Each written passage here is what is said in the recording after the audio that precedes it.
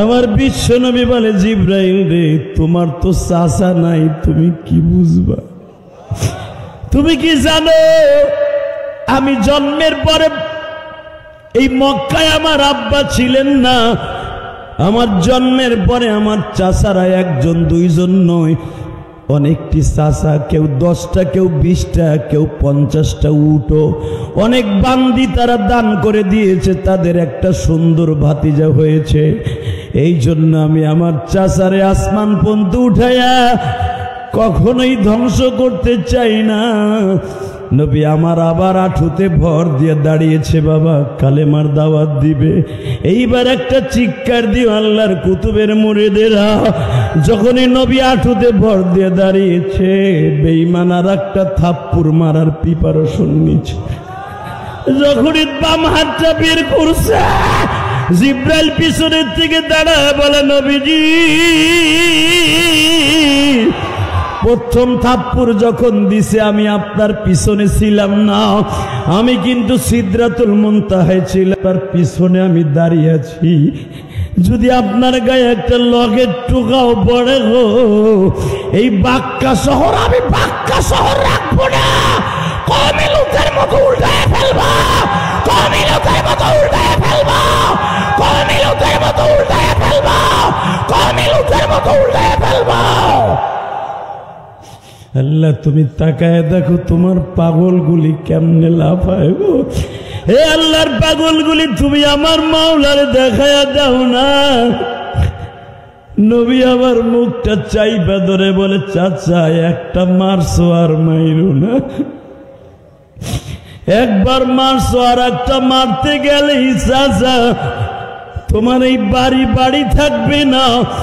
আমার কলিজার টুকরা ভাইরা, এবার একটা আওয়াজ দিও, জীবনে কোনোদিন এত জোরে এই মাঠে আওয়াজ দেও নাই।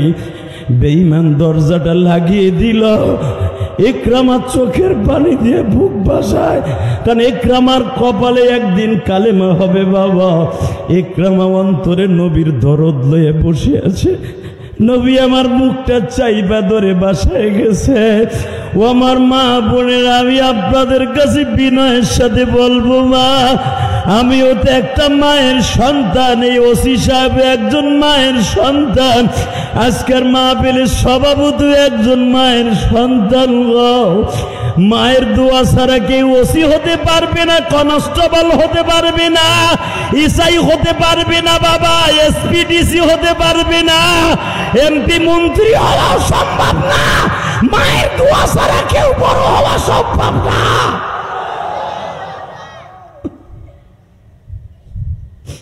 আমার জনম দুঃখিনী মা ওই গোপালগঞ্জের জমিনে ঘুমিয়ে আছে। মা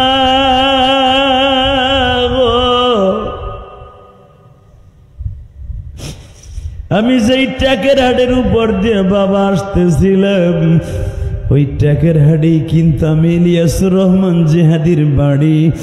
ট্যাকের হাটের ব্রিজটা যখন আপনারা পার হবেন, আসার সময় ডাইন দিকে নিচের দিকে তাকাইলেই এখান থেকে আমার মা আমার জীবনের শেষ বিদায় দিছিল। আমার মা বোরকা পরিধান করে বলছিল, ইলিয়াস রে যাও গো বাবা যাও, আর কোনদিন তোমার সাথে আমার দেখা হইব না, কিন্তু আমার সাথে ওয়াদা দিয়ে যাও জীবনে কোনদিন মাদ্রাসা ছাড়িস না গো।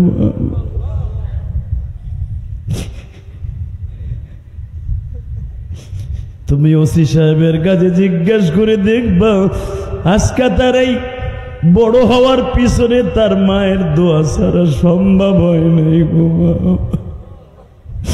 সে যখন প্রথম বিসিএস ক্যাডার অথবা পুলিশ বাহিনীতে যোগদান করে, প্রথম ইন্টারভিউর মাঠে যাওয়ার আগে যায় নামাজ চোখের পানি দিয়ে ভিজাইছে, তার নাম জনম দুঃখিনী মা। এই যে সভাপতি সাহেব ফাজিল পাস কামিল পাস করার আগে, দাখিল পরীক্ষা দেওয়ার আগে চাকরানির ডিউটি পালন করছে জনম দুঃখিনী মা।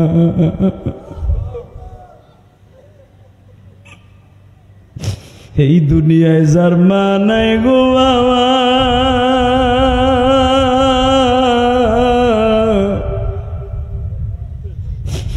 ওর মতো দুঃখ মেয়ার এই জগতে কেউ নাই গো।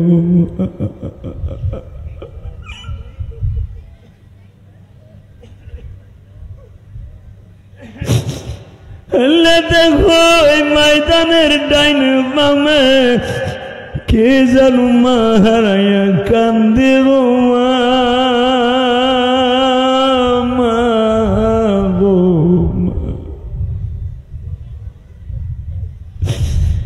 এ আমার পাউ ফলের বাইরে রে, এখনো যখন তুমি বগা ফেরিঘাটের কাছে যাইয়া লঞ্চে উঠিয়ে তুমি ঢাকায় যাইবা, দেখবা লঞ্চ ঘাটের কাছে দাঁড়াইয়া চোখের পানি মুছে কাপড়ের আঁচল দিয়া সে হলো জনম দুঃখিনী মা।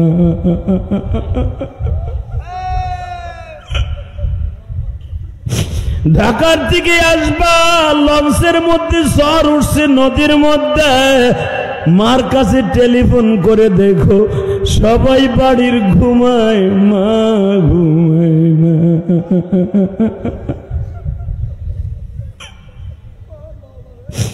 আল্লাহ দেখো সরমনার পাগলগুলি কান্দে, আজকের মাহফিলের নজরুল ইসলাম ভাইও কান্দে, সভাপতি কান্দে গো। কারণ আমরা মাদ্রাসায় পড়ছি, আমরা জানি মা কি জিনিস গো। মা মা মা গো মা।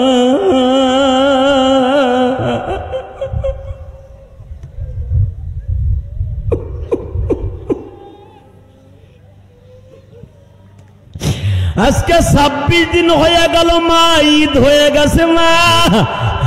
আহারে আজ থেকে 27 দিন আগেও জাহান্নামের দরজাটা বন্ধ ছিল মা।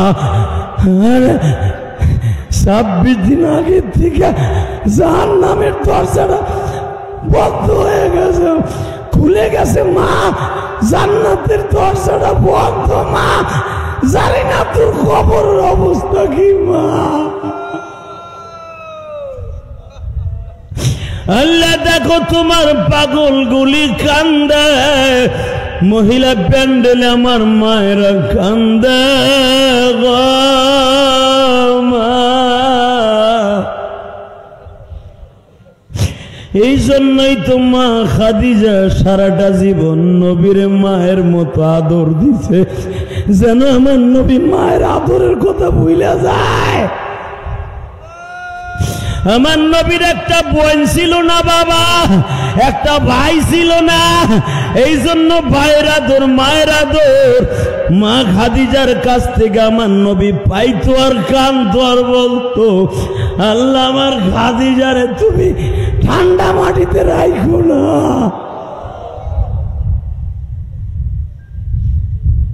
আল্লাহ তোমার মায়া লাগে না? তুমি না কইছো কানতে, তোমার পাগলগুলা কান্দে। তুমি কোরআনে না কইছো ফাল্লিয়া ঝাকু কলিলা ওয়ালিয়াবকু কাসীরা, বান্দা বেশি বেশি করে কানবি, কম করে হাসবি। তোমার পাগলগুলি বয়ে বয়ে যারা কান্দে, এদের জনম দুঃখিনী মা যাদের কবরে। এখানে হার কোয়ালিটির মানুষ আছে, বিএনপির ভাইরা আছে, আওয়ামী লীগের ভাইরাও আছে, জামাত ইসলামের নেতারাও আছে। আল্লাহ ইসলামী আন্দোলনের পাগলগুলো আছে। আল্লাহ যে যেখানে বসে কান্দে, দেও না এদের মারে মাফ কইরা, দেও না এদের বাবারে মাফ কইরা।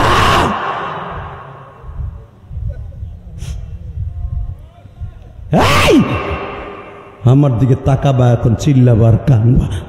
নবী গালটা চাইপা ধরে এমন জোরে থাপ্পড় দিছে বাবা, 5টা আঙ্গুল বেঈমানের আঙ্গুল আমার নবীর গালের মধ্যে লাগিয়ে গেছে রে।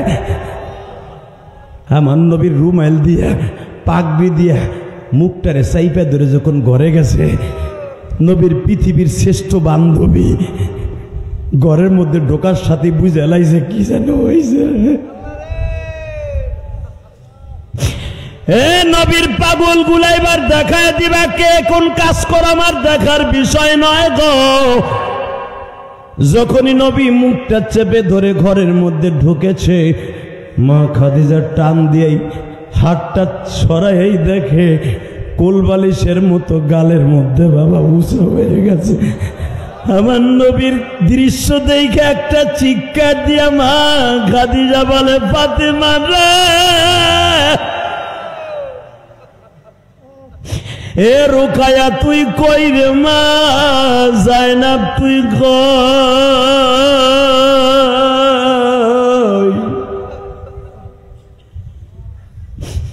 ঠান্ডা পানি নিয়ে আসো, তোমার আব্বার অবস্থা দেখো।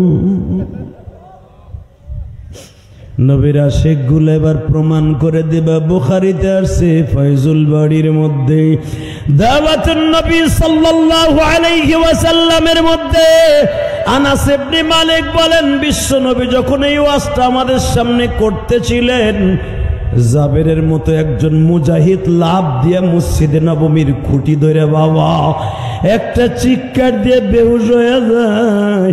এই ইকরামা তো সামনে নবীর এইভাবে থাপ্পড় দিল, তুই কি করছিলি? ইকরামা চিল্লায় আর বলে, জাবের রে, তখন আমি ছিলাম জানোয়ার। আমি যদি এখনের মতো কালেমার ছায়াতলে আসার পরে হইছি আনোয়ার, যদি আমি তখন আনোয়ার থাকতাম, আবার বেঈমান বাবারে ফার্মের মুরগির মতো ফাইরা ফেলতাম।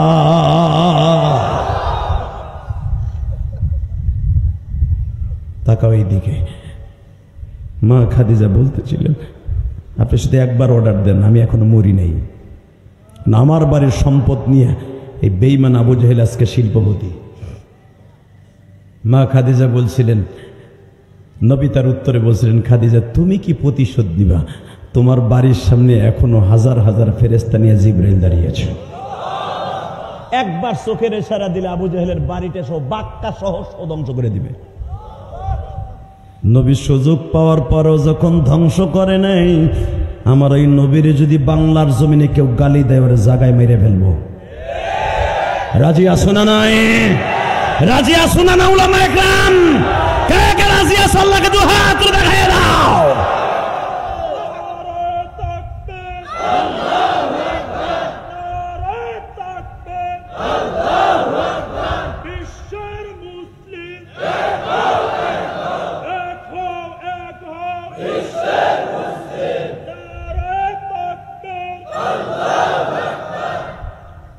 ইনশাল্লাহ বলেন। খারাপ লাগতেছে? এই বেড়ে ভলান্টিয়ার, একসাথে বলতে হবে। এই রাত 11:30টার সময় জীবনের বিনিময় হলো কোনোদিন আমার নবীর কলিজাকে আঘাত করবে ও জমিনে থাকবে, এটা হতে পারে না। আপনার থানার ইনচার্জকে বলে যাব, আপনি 2টা আসামি কখনো ক্ষমা করবেন না। চাকরি চলে যায়, যাবে, জান্নাতের চাকরি আপনার জন্য রেডি। 1 নম্বরে যদি আমার নবীরকে কেউ গালি দেয়, পরে রাতের অন্ধকারে দরকার হয় পাড়াইয়া মেরে ফেলবেন। 2 নম্বরে যদি কোনো মা বাবার কেস লইয়া কোনো মা বাবা যায় যে আমার ছেলে আমারে মারছে বা আমার ছেলে মেয়ে আমারে কষ্ট দিছে, পরে পাড়াইতে পাড়াইতে নারী বুড়ি বের করে দিবেন। আমি আপনাকে ওয়াদা করে গেলাম, আপনার জন্য জান্নাত ওয়াজিব। মারহাবা বলেন। হযরত ওমরকে গালি দিলে ওমর কিচ্ছু বলতেন না। আপনারা জানেন, ওমর খুতবা দিচ্ছে, হঠাৎ করে একজন দাঁড়ায়া বেয়াদবের মতো বলতেছে, সে লাফ দিয়ে দাঁড়ায় বলতেছে, একজন আমার মদিনার সবাই রিলিফের কাপড় সুপুর আসছে, এত পরিমাণ এতটুকু কাপড় আসছে, যেই কাপড়ে কারো জামা হলো না, পাঞ্জামি হলো না, আর আপনার কাপড়ে পাঞ্জামি হলো, আর ওইটা দিয়ে আপনি জুমার খুতবা দিচ্ছেন, ঈদের নামাজও পড়াইলেন দেখলাম। লাভ দিয়ে একজন মুসলমান লাভ দিয়ে দাঁড়ায় বলে, খলিফাতুল মুসলিমিন, এই সমালোচনা আমিও শুনেছি, আপনি জবাব দেন। সবার কোনো মন্ত্রীর জামা হলো না, 300 ক্যাবিনেট মন্ত্রী এমপি, মদিনার পার্লামেন্টে কোন এমপি মন্ত্রীর জামা হলো না, আপনার জামা কেমনে হইল? ওমর বলে, মুনাফিকও বেয়াদবের মতো কথা বললো, তুমি মুসলমানও ওই রাস্তা অবলম্বন করলা। আব্দুল্লাহ ইবনে হুযাফা লাফ দিয়ে বলে, আমারে ক্ষমা করবেন, আমি জানি আপনি 2 নম্বর জান্নাতি। আমার নবী বলছেন, লা আউয়ালু জান্নাতি আবু বকরিন, আত-থানি আমরিন, আত-থালিস উসমান ইবনে আফফান। 10 জন সাহাবীকে আমার নবী মসজিদ নববীর বারান্দায় বসে জান্নাতি ঘোষণা দিয়েছে। তার ভিতরে আপনি 2 নম্বর, আপনি কোনোদিনও জাহান্নামে যাবেন না, কিন্তু আপনার পরে এই তোহমারটা লাগাও আমি চাই না, আপনি উত্তর দেন। হযরত ওমর বললেন, আমি উত্তরটা না দিয়ে যদি আমার ছেলে আব্দুল্লাহ দেয় হয় না? আব্দুল্লাহ, আব্বাজান দাঁড়াও তো বাবা, কারো জামা হলো না, তোমার বাবার জামা কেমনে হলো? আব্দুল্লাহ লাফ দিয়ে দাঁড়ায় বলে, গোস্তাকে মাফ করবেন, এত পরিমাণ জামা ছিল, কাপড় ছিল, আমার আব্বার বডিটা অনেক লম্বা, আমারই জামা হয় না, আমার আব্বারও হয় না। আমি দেখলাম আমার আব্বার জামা পিছনের দিক দিয়ে অনেকগুলো ছেঁড়া, ওই ছেঁড়া জামা গায়ে দিয়ে আমার আব্বা ইমামতি করে, আমার পছন্দ হয় নাই, আমি ছেলে হয়ে পছন্দ করতে পারি নাই। আমি বলছি, আব্বা আমার জামা লাগবে না, আপনি আমার জামার আপনার কাপড় দিয়ে একটা পাঞ্জাবি বানান। বিশ্বাস করেন, আমার আব্বার কাপড়ে যথেষ্ট হয় নাই, আমার কাপড় অ্যাড করার কারণে যথেষ্ট হয়েছে। আমার আব্বা অর্ধজাহানের খলিফা, আমার আব্বারে আপনারা তোহমাত লাগায়েন না। বাজানি এত বড় খলিফাতুল মুসলিমিন, তারে সংসদের ভিতরে দাঁড়ায় অপমান করে। আর আমাগো দেশে যদি কোনোদিন কোনো এমপি মন্ত্রীর বিরুদ্ধে কেউ কথা কয়, তার বাড়ি ঘর রাত্রে থাকে না। কথা ঠিক না বেঠিক? দুর্নীতিও করবা, কইতেও পারবো না। হয়তো আমাদের মুখ বন্ধ রাখতে পারবা, ওনার মুখ বন্ধ রাখতে পারবা না। যারা দুর্নীতি করেছে বিগত সরকার আমলে, প্রত্যেকটা পাই টু পাই হিসাব দিতে হবে। কথা বলেন না কেন? আরো জোরে বলেন। আল্লাহ, 100 টাকা চাউলের কেজি খাবো, দুঃখ নাই, কিন্তু ইমান নিয়ে বাঁচতে চাই। পেঁয়াজের কেজি 400 টাকাও খাইছি না, সব মেনে নিছে আল্লাহ, কিন্তু ইমান নিয়ে বাঁচতে চাই। ইমান নিয়ে বাঁচতে হলে 5 ওয়াক্ত নামাজ পড়তে হবে। হাত উঁচু করেন দেখি, 5 ওয়াক্ত নামাজ কি পড়বেন? লিল্লাহে তাকবীর, লিল্লাহে তাকবীর। নামান হাত। আর একটা ওয়াদা দিবেন, যতদিন বাঁচবেন মা বাবার খেদমত করবেন। কে কে রাজি আছেন? যুবক, বেটা যে উঠবি একবারে কাবার করে এলামও কিন্তু একবারে। নামান হাত। আমি ওসি সাহেবকে বলে যাব, আপনার থানায় যদি মা বাবার মামলা নিয়ে কেউ যায়, কোনো মা বাবা আপনার আদালতে যায়, আপনি রাতের অন্ধকারে আইন ছাড়াই ওরে পাড়ায় নারী বাড়ি করে দিবেন, আপনার জান্নাত লেখা হবে। আলহামদুলিল্লাহ বলেন। ওরে বুঝাই দিবেন, মারে যেমন কষ্ট দিছ, তোরে আমি একটু সিঙ্গেল কষ্ট দিলাম। ওরে তো কোডে উড়াবেনি, চালান তো দেবেন, ওটা পরে, আগে আপনার বাটামটা আগে দিয়ে লবেন। আধা ঘন্টা খালি আপনি ওরে পারাবেন, কারণ কোডে নিলে ওরা তোর দুলাভাই করে ঢুকাইব। থানায় নিয়ে কনস্টেবলটা বলে দিবেন, যেটা গোক্কা মার্কা আছে, ওই যে ওমরুল খত্তাব মার্কা, ওরে কবেন ওর একটু দুলাভাই হিসেবে আপ্যায়ন কর। বাতি নিবাই আধা ঘন্টা খালি কুত্তা যেমন কাতি মাইসা কুত্তা পিডায়, ওইভাবে পিডাবেন ওরে থানায় নিয়া। যদি প্রত্যেকটা বাড়ির বিনিময়ে আমি ইলিয়াস রহমান জেহাদি ফতোয়া দিয়ে গেলাম, মায়ের মামলা যদি, বাবার মামলা যদি পান, ওই মামলায় যদি আপনি আসামি হিসাবে ওরে মারেন, আপনি সওয়াব পাবেন ইনশাল্লাহ। বলেন কি? মায়ের মনে কষ্ট দিবে? এই ইলিয়াস রহমান জেহাদির বুকটা ভাইরা দেখেন, মায়ের ওয়াস্ত করতে কইছেন যুবকগুলো আমার রুমের মধ্যে যাইয়া। ওদের আমার এলাকার যুবক মার সাথে খুব বেইমানি করে, বউ পাওয়ার পরে মারে ভুলে যায়। এই বেড়া, তুই কি জানোস পরের ক্ষেতের কামলা দিয়া তোর বাবা তোরে মানুষ করছে, নদীর থেকে মাছ মাইরা তোরে বড় করছে, উত্তর পাশের জমিটা বেইসা তোরে বিদেশ পাঠাইছে। তোর বাবা নিজে একটা ভালো চাদর গায়ে দেয় নাই শীতের দিনে, তোরে ভালো চাদর কিনে দিছে, তুই কলেজে পড়স, মাদ্রাসায় পড়স। আমি ইলিয়াস রহমান জেহাদি, আমি যখন মাদ্রাসায় পড়তাম আমার মা আমারে 9 টাকা দিয়ে একটা চাদর কিনে দিছিল। আমি ওই চাদরটা দাওরা হাদিস পাশ করা পর্যন্ত, মাস্টার্স পাশ করা পর্যন্ত আমি চাদরটা যত্ন করে রাখছিলাম। এই কলিজার টুকরা ভাইরা, আমার জন্ম দুঃখিনী মা আমার 12 বছর বয়সে বলছিল, ইলিয়াস রে, যদি কোনোদিন টাকার মালিক হস একটা মসজিদ বানাইস। তোমরা তো সমালোচনা করো, বক্তারা 1-1.5 ঘন্টা ওয়াজ করে এত টাকা নিয়ে কি করে? যারা আমার কেরানীগঞ্জে থাকে ওর কাছে জিজ্ঞেস করবা। 4 কোটি টাকা খরচ করে একটা মসজিদ বানাইছি। ওদের সাহেব দাওয়াত দিলাম যে আসবেন, আপনার চোখের পানিতে চোখ লাল হয়ে গেছে। মনে রাখতে হবে 4 কোটি টাকা খরচ করে মসজিদ বানিয়েছি। কাউকে আমি নিজের মুখে বলি নাই আপনি আমার 1 বছর সিমেন্ট দেন, তবে লক্ষ লক্ষ টাকা আমার বাইরে দিছে। আমার থানার ওসি মামুন সাহেব এখন নাই, দক্ষিণ কেরানীগঞ্জে ছিল। ওনার বাড়িতে ওয়াজি নিয়ে আমার মাদ্রাসায় 50,000 টাকা দিছে। নিয়ে বলতেছে উনিও কয়েকদিন আগে বাপ হারাইছে, মা মারা গেছে। ওনার চাকরি জীবনের যখন উনি প্রথম এসআই, তখন ওনার মা মারা গেছে। বলে আমি জানি মা কি জিনিস। আমি যখন প্রথম চাকরিতে যাই, আমার জন্ম দক্ষিণী মা যায় নামাজ ভিজাইছিল, আল্লাহ তুমি আমার মামুনরে একদিন ওসি বানাই। এই ওসি সাহেবকে জিজ্ঞেস করে দেখবেন, তার ওসি হওয়ার পিছনে সবচেয়ে বড় অবদান তার মার। ঠিক না বেঠিক? জোরে কোন? ইলিয়াস রহমান জেহাদির আলেম হওয়ার পিছনে সবচেয়ে বড় অবদান তার মা। আমি তোদের 2টা পাও ধরে বলে যাব, ওয়াজ কমিটির ভাইরা যারা আছেন, যদি কারো মা অসুস্থ থাকে, নিজের হাতে মায়ের কাপড় চোপড়গুলো ধুয়ে দিও, মাকে নিজের হাতে খাওয়াই দিও। কয়দিন বা খাওয়াইবা, এরপরে তো চলেই যাইব। সেই দিন বুঝবাই দরদিটা কি ছিল। ইলিয়াস রহমান জিহাদির টাকা পয়সা বাড়ি গাড়ির কোনো জিনিসের অভাব নাই, শুধু একটা জিনিসের অভাব, আমার জনম দুঃখিনী মা নেই।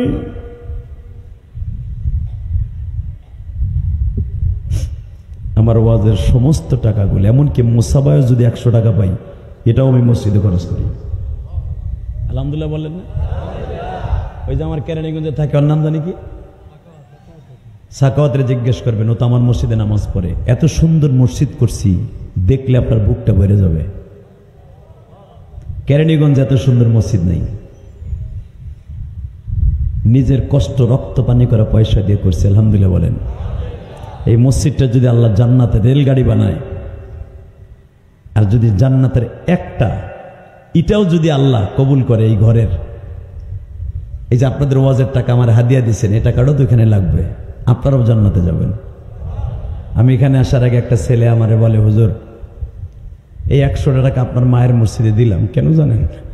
আমি ওয়াজে শুনছি, আমার মা শুনছে, আমার মাকে আমি নিয়ে আসছি মোটরসাইকেলে, সেই বগা ফেরিঘাট না, সেখানে বাড়ি, সেখান থেকে আসছে শুধু আমার নাম শুনে, বিদ্যা মারে নিয়ে আসছে। হুজুর আমার মা দিছে আপনারে। আমি বললাম তুমি আইলে কেমনে? আমরা শুনছি যে আপনি এখানে থাকেন। আল্লাহ কবুল করেন, যেরকম আমিন। 30টা সেকেন্ডে আমি আপনাদের সবাইকে বলবো, ইলিয়াস রহমান জেহাদি 2011 সালে তার বাবাকে নিয়ে হজ করছে। মা তো মারা গেছে আমার 12 বছর বয়সে। ওসি সাহেব, আমার বাবার দোয়া আমার বুকটা ভরা, যেরকম মারহাবা। উলামা একরাম বলে দিয়ে গেলাম, জীবনে কতবার হজ করতে পারবেন আপনি নিজে কল্পনাও করতে পারবেন না। যদি আপনার বাবার দোয়া আপনার অ্যাকাউন্টে থাকে, আপনার মায়ের দোয়া আপনার অ্যাকাউন্টে থাকে, আই ক্যাম চ্যালেঞ্জ। আর বাবা মায়ের দোয়া ছাড়া কেউ হজ করতে পারে না। এই রাত 11:30টার ডাক আমার মালিক শুনবে। উঠান হাত, উঠান। আল্লাহ তুমি দেখো 26 এপ্রিল তোমার পাগল গুলামি মুসাফিরের সাথে উলামা একরাম আছে, আল্লাহর কুতুবের মুরিদের আছে মালিক। এই বরিশাল বাউফলে এই বাজারের মাহফিলে বসিয়া, এই এতিমখানা মাদ্রাসার মাহফিলে বসিয়া 26 এপ্রিল চোখের পানি দিয়া তোমারে পাগলের মতো ডাক দিছে, না হজে যাবে মালিক।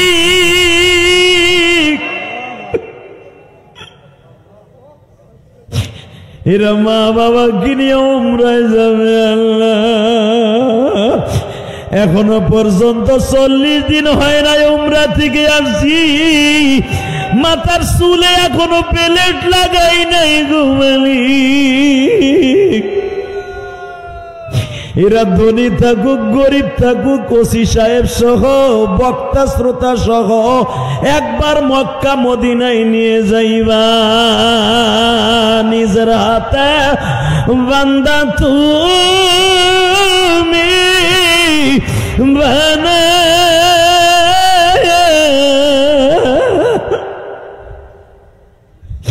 কেমনে দিবা মাপ না করে তাড়ায়া।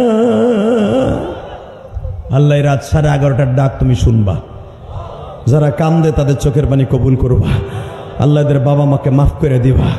30টা সেকেন্ডে আমি বলবো যে দাদা হজ আর উমরা করতে চান, ইলিয়াসুর রহমান জেহাদি 2011 সালে তার বাবা রেনি হজ করছে। 9 সালে জীবনের প্রথম হজ, এর পরের বছর থেকে প্রতি বছরই যাই। 11 সালে আমার আব্বা আমার সাথে ছিল, কাবা ঘরের সামনে আমার আব্বারে দাঁড় করে বলেছিলাম, আব্বা আপনি আমার 2টা জিনিস দিয়ে যান এখানে দাঁড়ায়।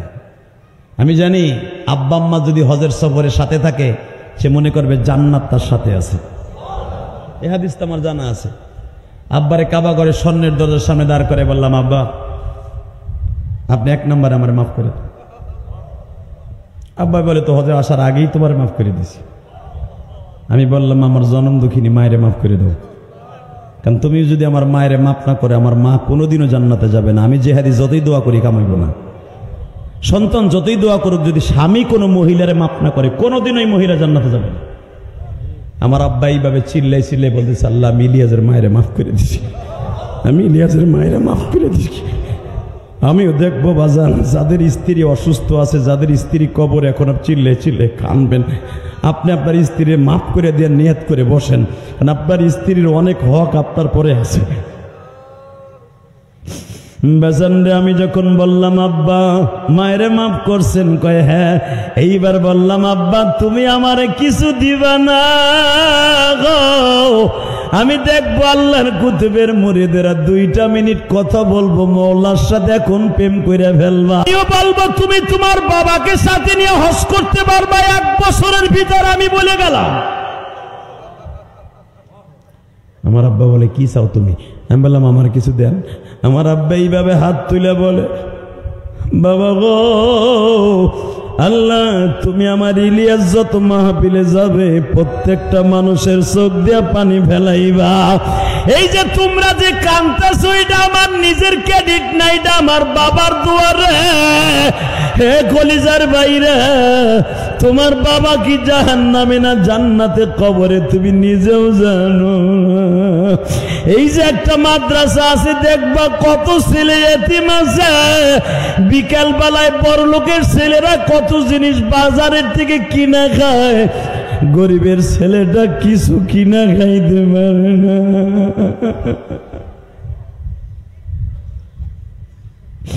আমি আমার বাবারে বুকের মধ্যে নিয়ে চিল্লাই চিল্লাই মাপ চেয়েছিলাম। 30টা সেকেন্ড আমি দেখতে চাই এই বাউফলের মধ্যে মা বাবার নিয়ে হজ করার নিয়ত থাকলে লাভ দিয়ে দাঁড়ায় বলো তো হুজুর আমার আব্বাই মাহফিলে আছে, আমার আব্বাই মাহফিলে আছে। কার কার যেমনি আমার বাবারে চিল্লাই চিল্লে মাপ চাইছিলাম, পুলিশ আমারে বলছিল ইয়া হাজ মা ইয়াবকি, কান্দোস কাইভাবে চিল্লাইয়া বাপরে বুকি নিয়া। আমি বললাম আনা হাবি, এই যে আমার আব্বা। পুলিশ কান্দে আর কয় ইনতে জান্নাতি না জান্নাতি, তুই জান্নাতি কারণ তোর বাপ তোর সাথে। এই 30টা সেকেন্ড আমি বলবো, আমি বলার সাথে একটা দৌড় দিয়ে বাপরে বুকি নিয়ে চিল্লাবার কানবা দাও, দৌড় দাও, দৌড় দাও যুবক, দৌড় দাও, এ যুবক দৌড় দে, একটা দৌড় দিয়ে বাপরে বুকি নিয়ে চিল্লাবি আর কানবা। তোমার কান্নার আওয়াজ আমার চোখ কানের মধ্যে আসতে হবে। একটা দৌড় দিয়ে বাপরে বুকি নিয়ে মাপ চাও, একটা দৌড় দিয়ে বাপরে বুকি নিয়ে মাপ চাও, একটা দৌড় দিয়ে বাপরে বুকি নিয়ে মাপ চাও। তোমার কান্নার আওয়াজ আমার কানে আসতে হবে, ওসি সাহেবের কানে আসতে হবে, সভাপতির কানে আসতে হবে। বাপরে সারবানা সারবানা কানতে থাকো, বাপরে বুকি নিয়ে কানতে থাকো। এই রাত 12:15 চোখের পানি দেখায় দাও।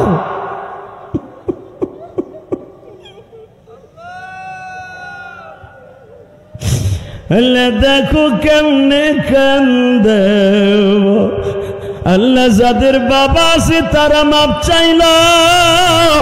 যুবক বাবার বুকটা ছাড়িস না, এই বুকের মধ্যেই জান্নাতের বাগান আছে। বাবা এই শরীরের ঘাম বিক্রি করে তোরে আমার মানুষ করছে। বাবারে বুকে নিয়ে চিল্লাবার কান্দা। যুবতী বোন তোমাদের কাছে তোমার মা আছে কিনা দৌড়াইয়া মারে বুকে নিয়ে কান্দা। যুবক বাবার বুকটা ছাড়িস না, দাঁড়ায় দাঁড়ায় বাবারে বলতে থাক আব্বা। ইলিয়াস রহমান জেহাদি যদি কাঁদতে পারে বাবারে বুকে নিয়ে আমি কেন পারবো না? আল্লাহ দেখো যাদের বাবা আছে তারা মাপ চেয়ে কান্দে, যাদের বাবা আজকে দুনিয়ায় নাই তারা কার কাছে মাপ চাইব?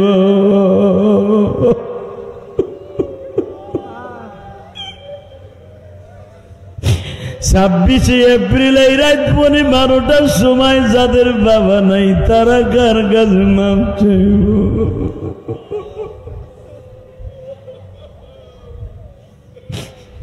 আল্লাহ তাকায় দেখো, যাদের বাবা নাই তাদের চোখের পানিগুলো কবুল করো। যাদের বাপ নাই, বড় ভাই নাই, তোমার বন্ধু নাই, একটা দৌড় দিতে পারবা? সব লজ্জা শরম বাদ দিয়ে বড় ভাইরে বুকে নিয়ে একটা চিৎকার মারতে পারবা? বড় বোন রে বুকে নিয়ে কোনো মহিলা চিৎকার মারতে পারবা? মা না থাকলে শাশুড়িরে বুকে নিয়ে চিৎকার মারতে পারবা? বাইরে যখন ভাই বুকে নিয়ে কান্দে, রব্বে কারিম দুনো ভাইরে মাফ করে দেয়। আল্লাহ দেখো কেমনে কান্দে, আল্লাহ দেখো ভাই ভাইরে বুকে নিয়ে কান্দে। এক পীরের মুরিদ আর এক পীরের মুরিদরে বুকে নিয়ে মাপ চাইতে পারো না? দুনিয়ার শ্রেষ্ঠ ইবাদত হলো ভাই ভাইরে মাপ চাওয়া, এক ভাই আর এক ভাইয়ের কাছে মাপ চাওয়া, বাপ বেটা মাপ চাওয়া, বন্ধুর কাছে বন্ধুরে বুকে নিয়ে মাপ চাওয়া। এক দোকানদার আর এক দোকানদারে কষ্ট দিছো কথা দিয়া, তার কাছে বুকে নিয়ে মাপ চাওয়া। আল্লাহ এদের চোখের পানি কবুল করে নাও, আল্লাহ এদের বাবা মারে মাফ করে দাও, এদের মনের আশা পুরো করে দাও। বসেন। তাকুলু লিমান ইউকতালু ফি সাবিলিল্লাহি আমওয়াত বাল আহইয়াউ ওয়ালাকিন লা তাশউরুন।